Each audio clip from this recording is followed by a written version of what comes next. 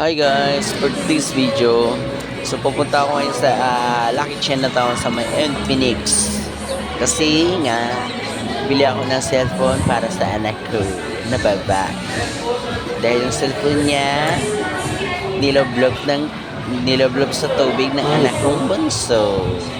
So ngayon, is napili ko Hot 30i Phoenix Sport 4,499. So, nag-search ako. So, ito ang nagustuhan kong cellphone dahil sa bukod sa matibay, matagal malubat, at saka mataas na yung gig niya. So, sulit to sa mga games, at saka sa mga laro. So, yan ang napili ko.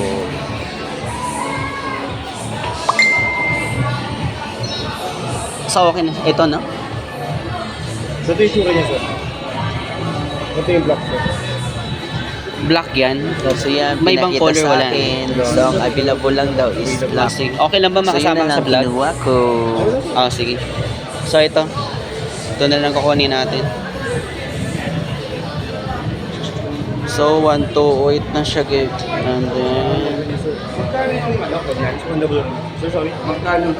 So yan guys. Note 30 po natin na 5G. Magkano? 8999. Ang ganda. 560 gram. 80 grams, sir. 80 gram lang.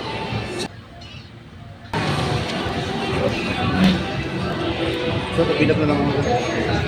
parang So nag-iba yun yung guys, ano niya. nagtataka lang ako bakit May parang parang nag-iba na yung ano niya, harap niya. Sa Kasi ilalim. medyo nag-iba yung plastic niya. So sabi sa akin ni Manong sales boy. So okay lang naman daw yan kasi branded naman daw. So yan, pina-open ko na.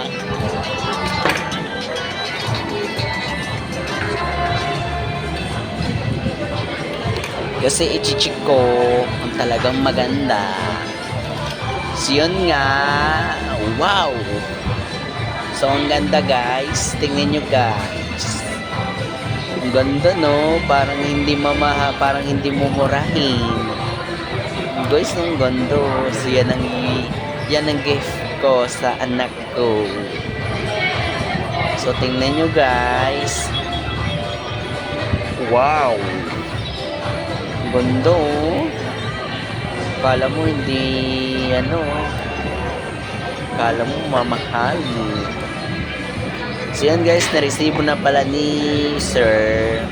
So nagtanong siya sa akin kung cash daw. So sabi ko naman sa akin, yes, cash. Kaya yung binayaran ko na siya for 4,500. So, binilang-bilang pa niya. Talagang sakto ba yung binigay ko?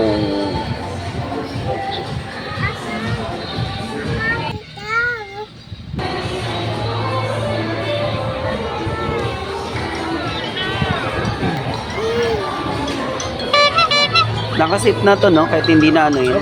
So, chinik ko, dinobot check ko, guys. Yung smooth na smooth siya, guys. So, ang ganda. So, sabi ko, okay.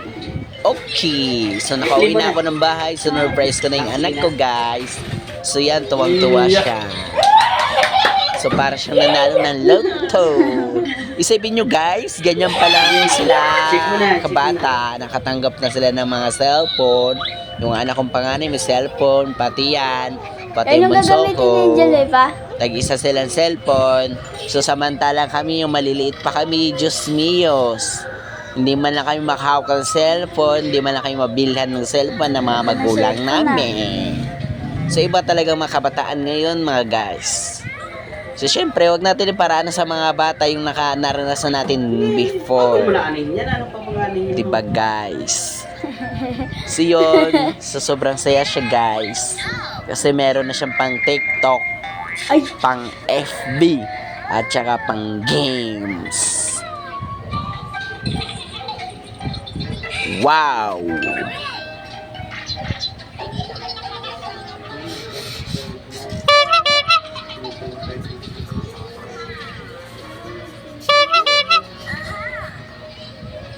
abot ngili ang saya niya, guys. So, Pabasa mo makikita ulit niyo kay naman Bea. sa video.